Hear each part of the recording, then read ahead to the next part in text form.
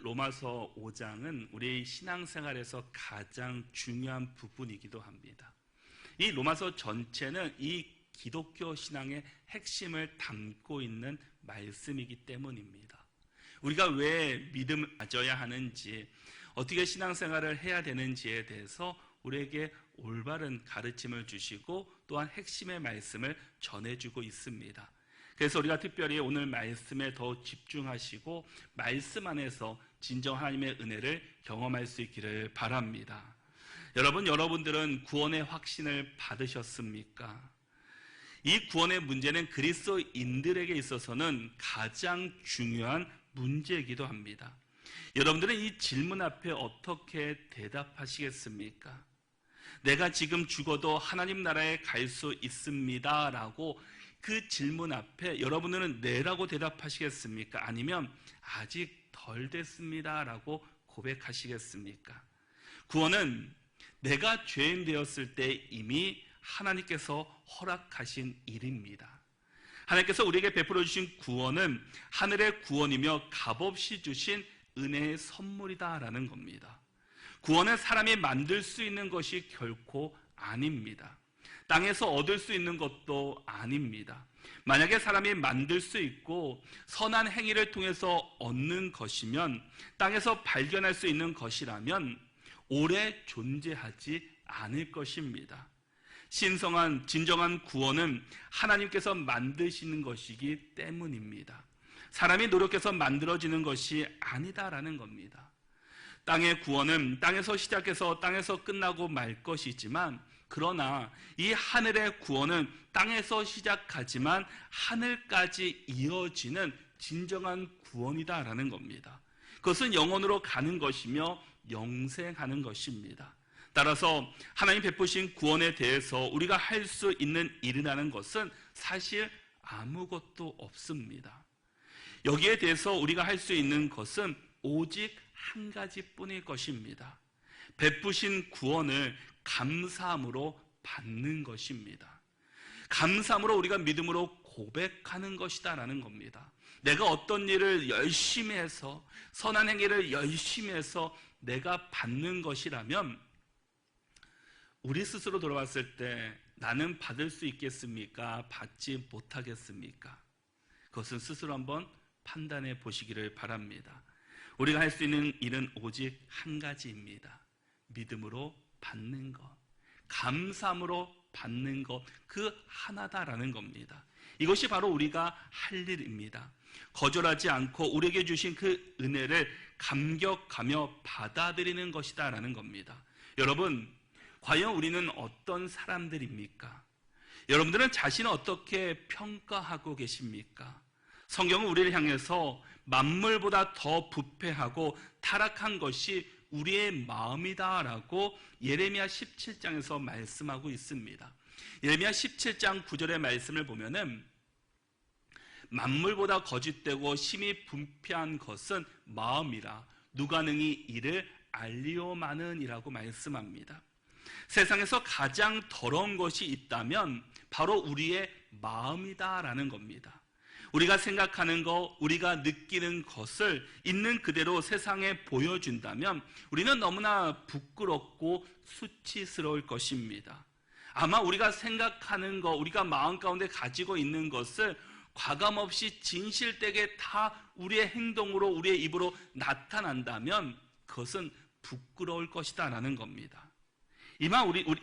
차마 우리는 입에 담을 수 없는 그런 부끄러운 것들을 우리 마음에 품고 살아가고 있다라는 겁니다.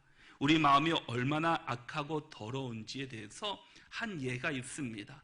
그것은 인명성이 보장된 곳, 아무도 나를 보지 않고 아무도 나를 알지 못하는 그곳에서 우리가 어떻게 행동하고 있느냐라는 겁니다. 남들이 보지 않고 인명성이 보장되는 곳이 인터넷의 댓글창들입니다. 그 글들을 보면 아주 악의적인 댓글들이 참 많이 있습니다.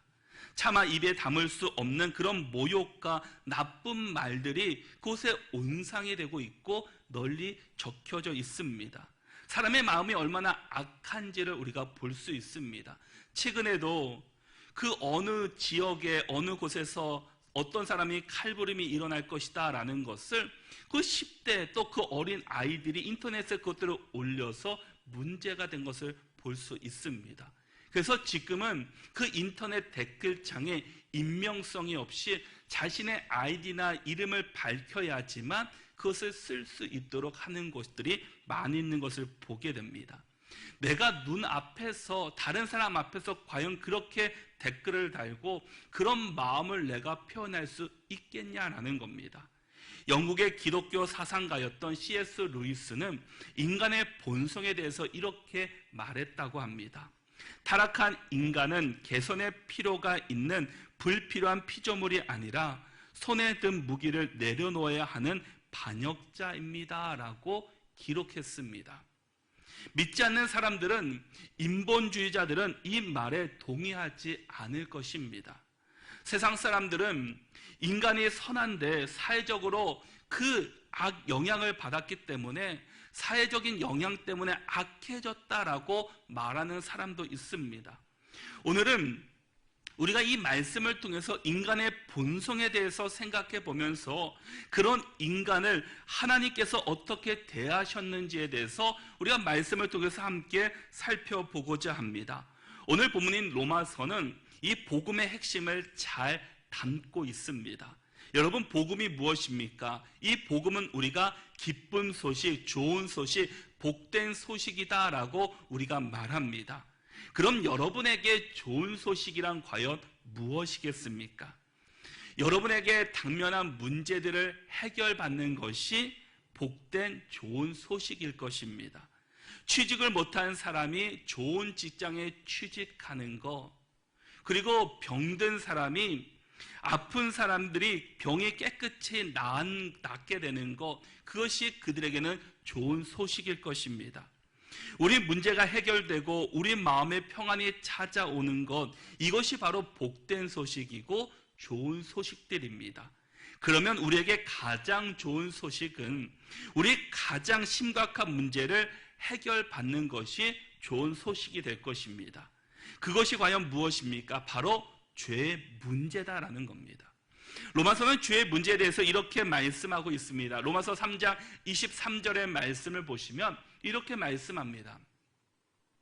모든 사람이 죄를 범하였음에 하나님의 영광에 이르지 못하더니, 모든 사람이 죄를 범하였기 때문에 우리가 하나님의 영광에 이르지 못하고 하나님과 분리되었다라고 말씀하고 있습니다. 다시 말해서 하나님과의 관계가 깨졌다라는 겁니다. 바로 이것은 우리의 죄 때문이었다라고 성경은 말씀하고 있습니다. 생명의 근원 되시는 하나님과 분리되었기 때문에 우리가 생명력을 잃고 죽게 되었다라는 겁니다. 이것은 마치 이 나무로부터 가지가 끊어져서 꺾인 가지가 생명력을 잃은 것과 마찬가지일 것입니다.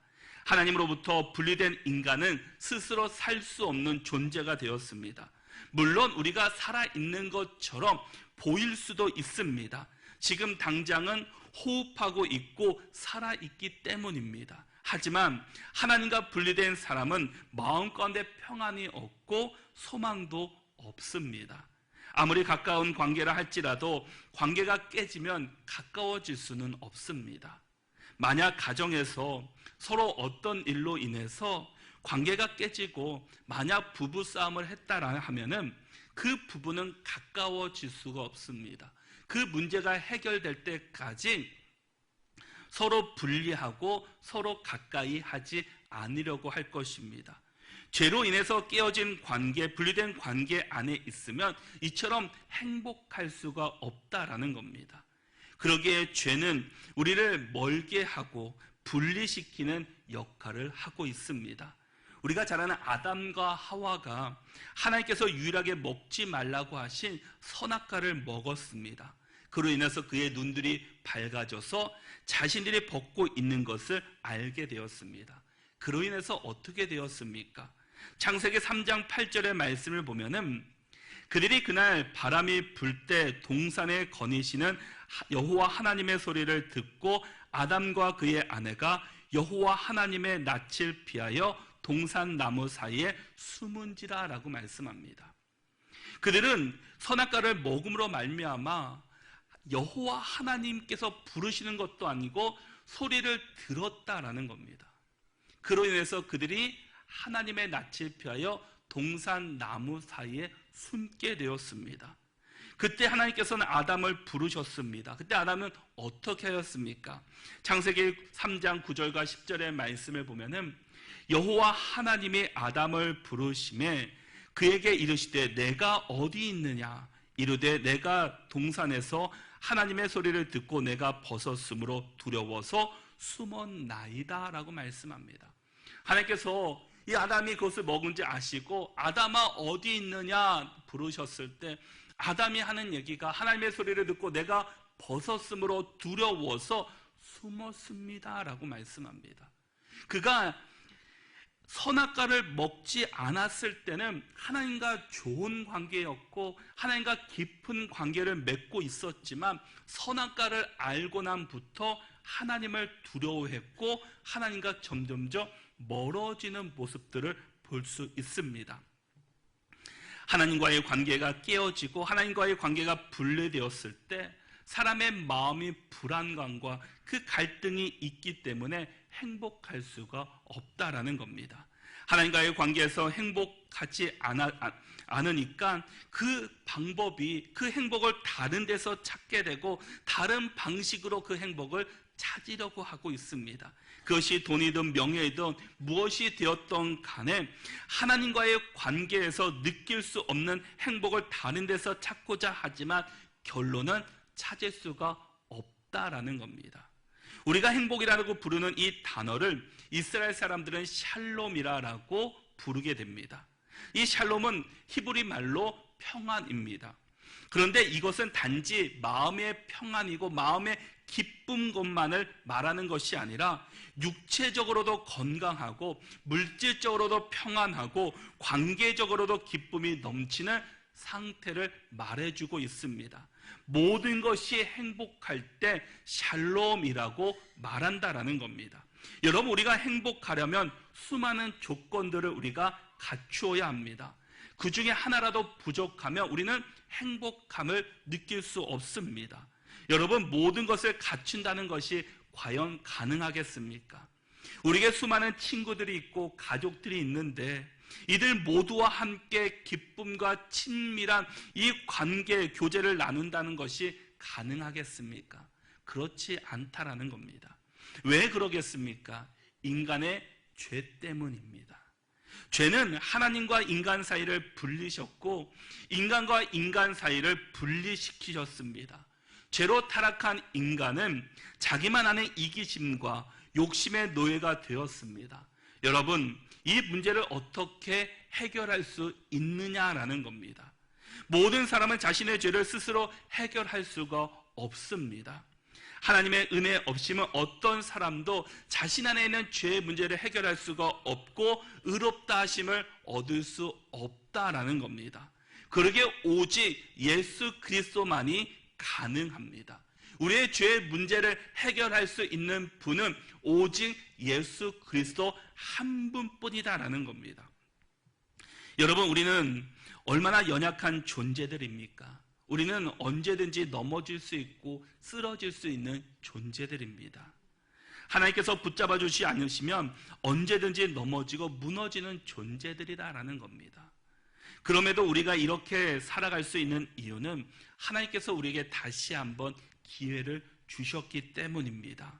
골로새서 1장 21절의 말씀을 보면은 전에 악한 행실로 멀리 떠나 마음으로 원수가 되었던 너희들이라고 말씀합니다. 하나님을 멀리 떠나 있었고 마음으로는 하나님과 원수가 되어서 이 악한 행실을 하며 살 수밖에 없었던 것이 우리들의 모습이었다라는 겁니다. 그러나 지금은 어떻습니까? 예수 그리스도로 인해서, 오직 예수님으로 인해서 과거로부터 완전히 변화된 새로운 사람들이 되었습니다. 여러분, 우리가 보기에 나보다 강한 사람과 싸우는 것은 어리석은 모습입니다. 이미 우리는 결과를 알기 때문입니다. 하물며 온 우주를 창조하시고 온 우주를 통치하시는 하나님과 원수가 되는 일은 너무나 어리석은 일이다라는 겁니다. 그런데 이 어리석은 일을 누가 하고 있습니까? 지금 우리 인간들이 하고 있다라는 겁니다. 하나님께서 하지 말라고 하신 죄를 지음으로써 하나님과 원수가 되었습니다. 하나님과 원수가 된 인간의 최후는 심판과 징계뿐입니다.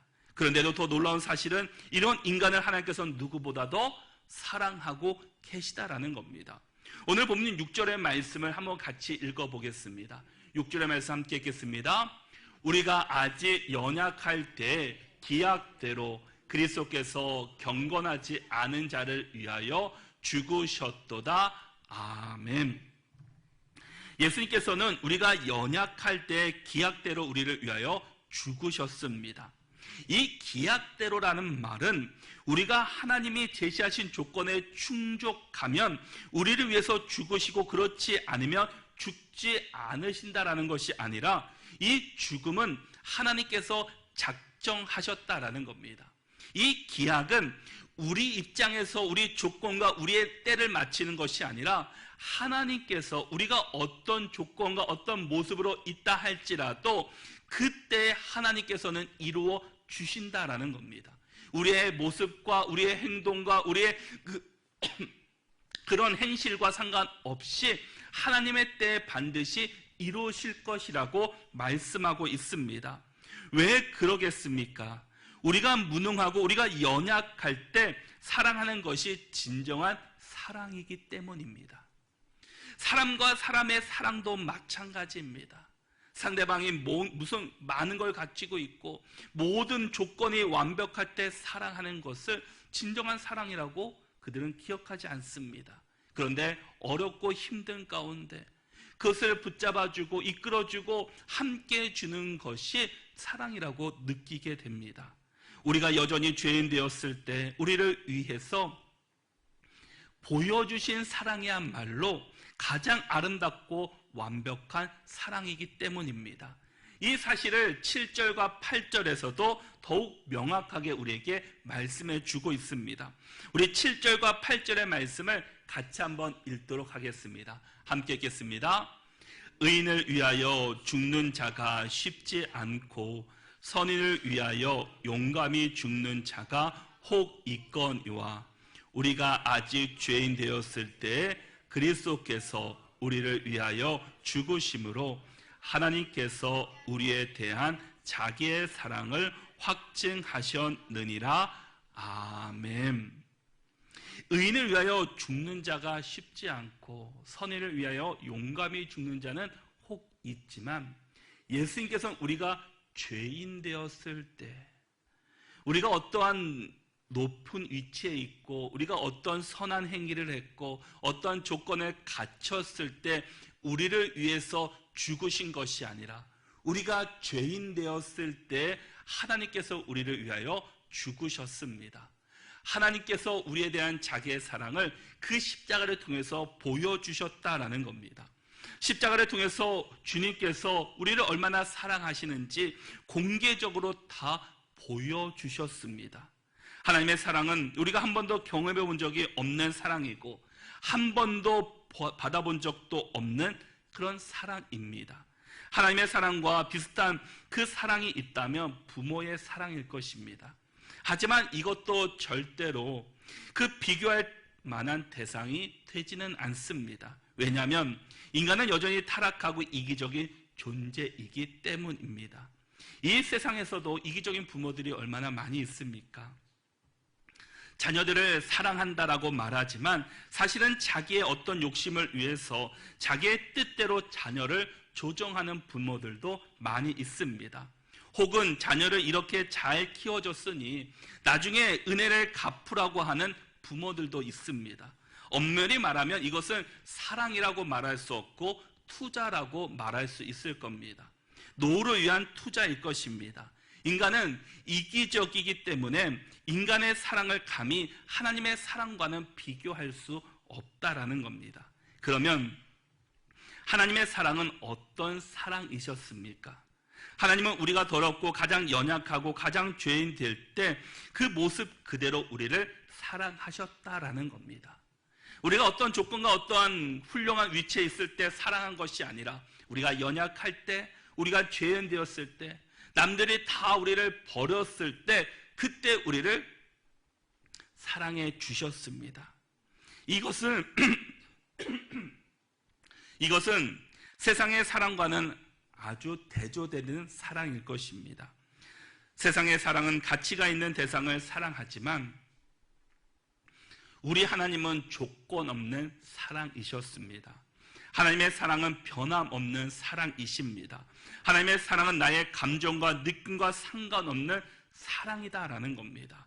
영원히 변치 않는 하나님의 사랑 안에 거하시면 하나님의 사랑으로 말미암아 존귀한 인생을 살아갈 수 있습니다. 예수님의 십자가는 우리의 인생을 이렇게 완전히 바꾸어 놓았다라는 겁니다.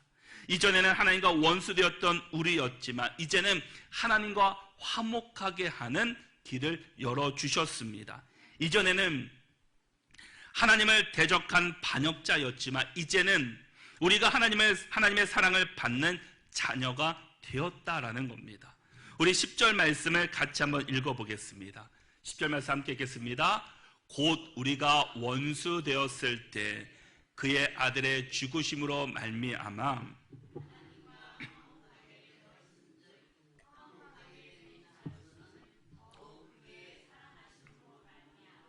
구원을 받을 것이니라. 아멘. 십자가의 은혜로 우리는 하나님과 화목하게 되었습니다. 십자가의 보혈이 우리의 모든 죄의 목록, 죄의 기록들을 다 삭제시켜 주셨습니다. 여러분은 혹시 여러분의 잘못된 것을 다 기록하는 분들이 있다라면 어떠시겠습니까? 어렸을 때부터 지금까지 나의 잘못들을 다 기록할 사람이 있다면, 기록한 것이 있다면 우리는 어떻겠습니까? 예전에 내가 잘못한 것을 빠짐없이 기록해 놓았다면 내가 잘못했을 때 그 기록을 보여주면 기분이 어떻겠습니까? 정말 마음이 답답하고 도망가고 싶을 것입니다. 여러분, 우리가 과거를 돌아볼 때 우리가 좋은 일은 기록하지만 우리가 좋지 않은 일은 우리는 잊어버려야 할 것입니다. 하나님께서도 우리의 죄를 다 기억하지 않는 것처럼 우리도 우리에게 잘못한 사람을 기억하지 않는 것이 하나님의 뜻인 줄 우리는 기억해야 합니다. 예레미야 31장 34절의 말씀에서도 그들이 다시는 각기 이웃과 형제를 가리켜 이르기를 너는 여호와를 알라 하지 아니하리니 이는 작은 자로부터 큰 자까지 다 나를 알기 때문이라. 내가 그들의 악행을 사하고 다시는 그 죄를 기억하지 아니하리라. 여호와의 말씀이니라 라고 말씀합니다. 내가 그들의 악행을 사하고 다시는 그 죄를 기억하지 아니하리라. 여러분, 우리 하나님은 우리의 죄를 기억하지 않으신다라고 말씀합니다. 왜겠습니까? 우리는 하나님의 아들들이기 때문입니다. 하나님의 자녀이기 때문입니다. 여러분, 때로는 자녀들이 성장하면서 때로는 실수하고 넘어지고 집에 물건을 깨트릴 때가 있습니다. 그럴 때 여러분들은 어떻게 하십니까? 바로 죄를 물으시고 그 죄에 대한 대가를 치르게 하십니까? 아니면 그것을 묻기 전에 다친 데는 없는지 상처가 어떤지를 살피는 것이 부모의 마음일 것입니다. 이것이 바로 하나님의 마음이다라는 겁니다. 십자가의 은혜로 우리는 하나님의 자녀가 되었습니다. 여전히 우리가 잘못을 할 수도 있습니다. 그것 때문에 좌절하고 부끄러워할 필요는 없습니다. 왜냐하면 우리의 아버지 되신 하나님께서 우리를 향해 변치 않는 사랑으로 우리를 품어주시기 때문입니다. 여러분, 진정한 기쁨이 무엇입니까? 진정한 기쁨은 영원히 변치 않은 관계에서 나타나게 됩니다. 여러분, 이 세상에서 단 한 명이라도 영원히 변치 않는 나를 사랑해 준다면 우리가 인생을 살아갈 수 있는 용기와 힘을 얻게 될 것입니다. 하물며 그것이 만약 이 땅을 창조하시고 온 세상을 다스리시는 창조주, 역사의 주관자이시고 심판자 되시는 하나님이시라면 우리는 이 세상에 절대로 알 수 없는 기쁨과 용기를 가지고 살아갈 수 있게 될 것입니다. 그 기쁨이 바로 하나님과 화목한 사람이 누리는 기쁨이다라는 겁니다. 우리는 죄인이었습니다. 우리는 연약한 자였습니다. 우리는 원수였습니다. 하나님과 그렇게 살던 우리가 예수 그리스도를 만남으로부터 십자가의 은혜로 말미암아 이제는 하나님과 원수였고 연약한 자였고 그 죄인이 아니라 이제는 하나님의 아들, 하나님의 자녀가 되었다라는 겁니다. 자녀가 되면 어떻습니까? 많은 것들을 누릴 수 있게 됩니다. 그 자신의 집도 아버지 집이지만 그럼에도 아들들은 자유롭게 왕래하고 그 집에 아무런 대가 없이 머물게 됩니다. 그리고 아버지와 어머니가 열심히 벌어둔 그 물질을 그 자녀들이 사용하게 됩니다. 또 냉장고에 있는 것들을 마음껏 먹게 됩니다. 묻지 않아도 이 자녀들은 그런 혜택과 은혜를 누리며 살아간다라는 겁니다. 우리는 하나님의 자녀들입니다. 하나님의 백성들입니다. 그러기에 하나님께서는 우리에게 천국의 열쇠를 우리에게 허락해 주셨고 우리가 천국에 갈 수 있는 이 특권과 은혜를 허락해 주셨습니다. 내가 죄인 되었을 때는 하나님 앞에 나가야지만 묻고 또 엎드려야지만 회개하지만 그런 것들을 얻을 수 있었지만 이제는 우리 모두가 그런 특권을 얻게 되었다라는 겁니다. 그러기에 우리는 이제 죄인의 모습으로 이 하나님의 알기 전의 모습으로 살아가는 자가 아니라 이제는 하나님의 자녀에 대한 그 특권으로서 하나님의 자녀의 백성다운 삶을 살아갈 수 있는 우리 모두가 될 수 있기를 바랍니다. 그래서 11절의 말씀에서 우리에게 이렇게 말씀해 주고 있습니다. 그뿐 아니라 이제 우리로 화목하게 하신 우리 주 예수 그리스도로 말미암아 하나님 안에서 또한 즐거워하느니라. 우리가 어디서 즐거움을 얻을 수 있습니까? 우리 주 예수 그리스도로 말미암아 하나님 안에서 즐거워할 수 있다라는 겁니다. 예수 그리스도로 말미암아 우리가 하나님 안으로 들어갈 수 있게 되었다라는 겁니다. 우리는 세상에 다른 것으로 기뻐하고 즐거워하는 것이 아니라 우리가 하나님과 화목하게 하는 길은 예수 그리스도로 말미암아 열어주셨습니다. 그 은혜를 여러분들이 받았고 그런 특권을 여러분들이 가지게 되었습니다. 그러기에 이제는 우리 모두가 정말 하나님의 자녀로서 주님의 백성으로서 예수 그리스도만을 온전히 바라보시고 온전히 예수님만을 의지하며 살아가는 우리 모두가 될 수 있기를 바랍니다.